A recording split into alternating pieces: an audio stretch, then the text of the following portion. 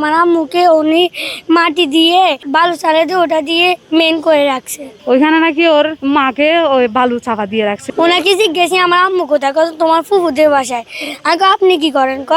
আমি এখানে আজকে কাম করতেছি। তোমার আম্মুকে বলি ও মাটি কাম করতেছি, ও টাকা দিয়ে দিতে। আর ফুফুদের বাসায় গেছি, আম্মু না এবার ঘরে আইসি, হয়তো আপুকে পাঠাইছি, আম্মুকে খুঁজার দোকানে আপু পাইছে মাটির ভিতরে।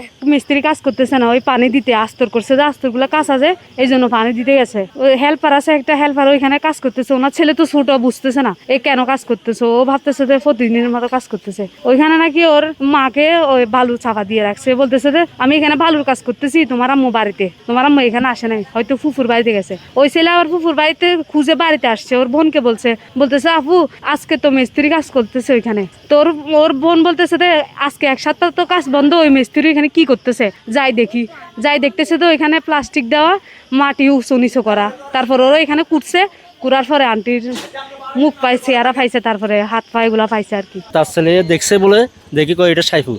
এখানে কি করেন? এখানে কয় না এখানে বালু সমান করতেছি। আমার আম্মাকে কয় কোন বাড়িতে গেছে, মানুষ তো শুনি এরকম। এই শুনি বাস্তবতা কথাগুলো সাইফুল বলি ছেলেটার নাম শুনছি। বাড়ির ভিতরে গর্ত ছিল, শুনি এরকম গর্তের ভিতরে উঠেছে। 5+ স্টার রেটিং প্রাপ্ত দেশের সর্বোচ্চ বিদ্যুৎ সাশ্রয়ী ওয়ালটন এসি স্মার্ট কমফোর্ট এখন নেক্সট লেভেলে। এখন আর প্রতিদিনে ওই বাড়িতে পানি দেওয়ার জন্য যায়। এখন আজকে গেছে আর ফিরিয়ে আসে নাই। ও ছেলে গেছে, আসর উঠতে গেছে। ও ছেলে মেয়ে তদন্ত করে, আম্মু আসে না কেন আজকে। ওই ও হয়ে ছেলে শুরুটাই বলে দেখিয়েছে, ওরে বলছে যে আমি কাজ করিতেছি, টাকা দিবেন লাই বলিও। মহিলার মরদেহ তার নির্মাণাধীন একটা বসত করে আছে জানতে পেরে আমরা তাৎক্ষণিকভাবে ঘটনাস্থলে আসি।